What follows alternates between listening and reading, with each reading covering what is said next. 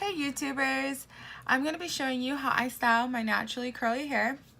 To start off with, I did trim my hair. I layered up this whole section here. I left the bottom because I'm growing my hair out. I want to keep my length. And I just went ahead and just started styling it. Like I just pictured it big and fluffy, and so I just took my hair and I just go like that with the scissors. Been cutting my own hair for a while now, so I feel like maybe it's a little bit easier for me, but you know, start off slow if you're gonna cut your own hair, and just little by little just picture how you want the outcome. If you want it to be like this, picture cutting off that section. If you want it to be like this, just cut off this section. Yeah, so moving forward, the thing that I start with is having wet hair. I get out the shower and I just wring it out and then put it in a bun, and then once I get out the shower I'm ready to do my hair, I'm gonna take that bun out and I'm gonna comb it out with a wide tooth comb, and that could just be any comb of your choice. I find wide tooth combs work well with my curls. And then I also use brushes sometimes.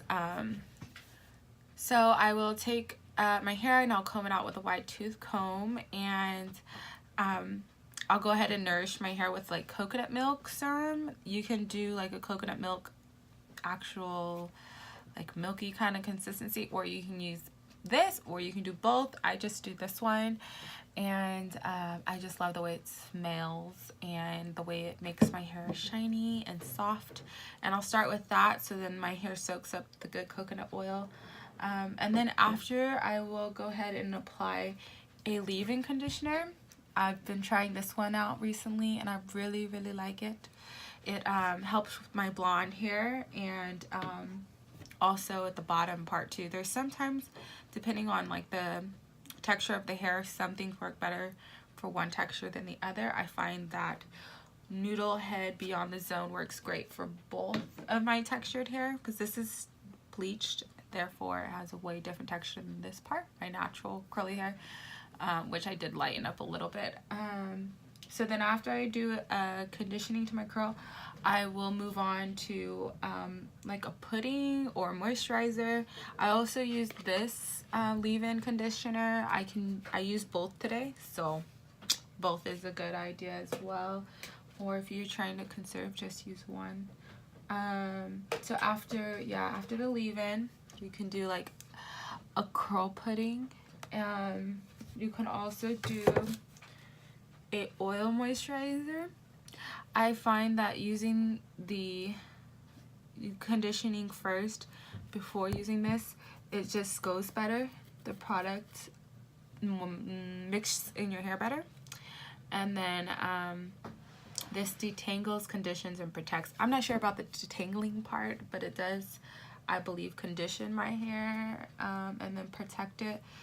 I think the oil, the olive oil miracle works the best out of this. I don't know so much about like how it feels when you put it on. It doesn't feel conditioned, but I think the oil part does condition, whether you feel it or not. It kind of feels like oily when you put it on your hair.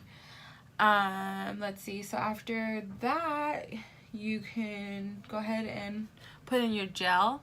I use two different kind of gels to get this look.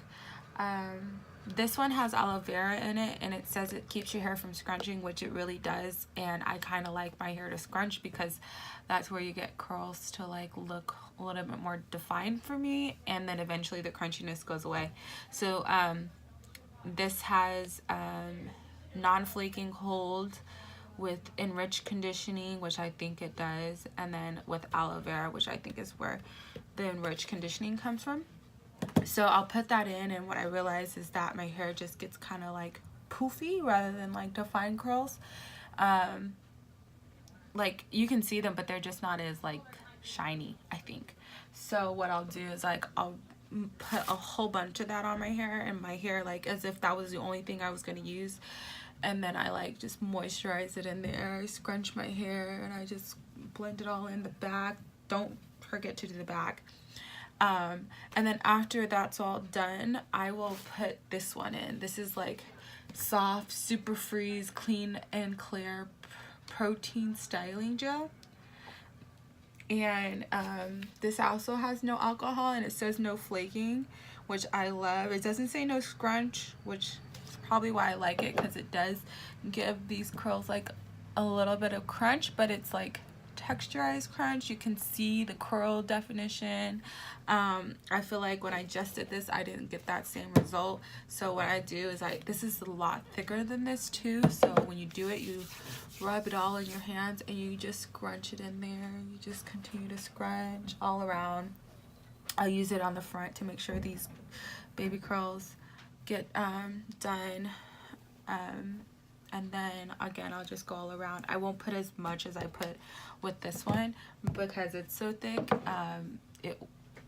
It's kind of hard to like mix it in there, and you've already messed with the hair so much you don't want to pull apart your curls. You just kind of want to help them. So I'll just go like that, and then like rub it in on the ends, because the ends always, I feel like, bounce back. And then I'll just let it air dry, and I will crunch my hair while it's drying. If I just let it go, it just dries like straight. And so as like I realize it's getting a little drier, then I'll just scrunch it some more, and then I'll stop, and then I'll just scrunch it some more. So that's what I do when I let it air dry. And then some days I don't want to let it air dry because I'm in a rush. You also want to. So when I want to have my hair dry quick, I do use a blow dryer and a diffuser, but I do still let my hair air dry for a little bit, so I'll like plan to have time for that. And then once my hair gets pretty dry, but then like you can see, like you can feel the roots are still moist, I'll take the blow dryer, just any old blow dryer with a diffuser. Some work better than others, I hear, and then they say like, oh, this is good for not frizzy hair, but I feel like either way. And then I'll just take it, pull it up, and then I'll just diffuse it, and then I'll take it, I'll hold it up, and then I'll like mush that all in there, and then I'll hold it like that. So then that way this part gets a little volume. Today I didn't have enough time to like do that, I was in a rush. But typically that's what you'll do to diffuse your hair.